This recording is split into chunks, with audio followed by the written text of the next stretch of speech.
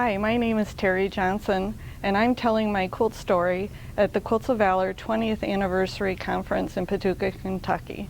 Today is September 14th of 2023. Well, back in 2009, I met Mary Ann Fonz in Winterset, Iowa in her shop. I was visiting there with my stepmother, Pat Howell, and Mary Ann told me about Under Our Wings, and she said, you ought to join Quilts of Valor and get involved. You're a very active quilter. And I said, well, not right now. I'm busy traveling and I have a young son, but I said, as soon as I retire, I'll get involved.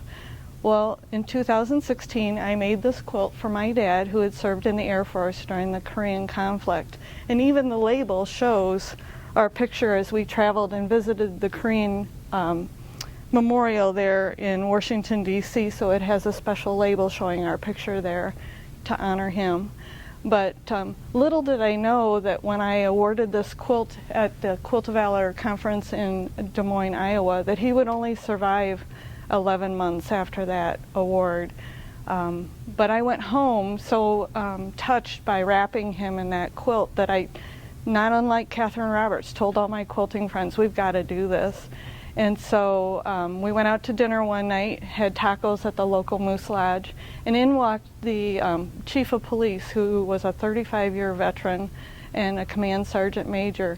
And he was getting ready to do a fundraiser for the Flags of Freedom on Interstate 80, exit 56.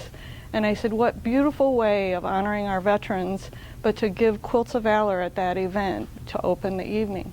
Now, I was not involved with Quilts of Valor. I had to call Rita Pennington and say, can you help me make this happen? And sure enough, Rita brought the 6 quilts. We were awarded 6 quilts that night. And thus, the next day, I joined Quilts of Valor and started Illinois Valley Quilts of Valor.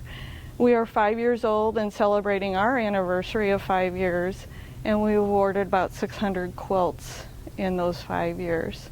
So, it has touched my life. It has changed who I am as a quilter, and I hope you'll join us.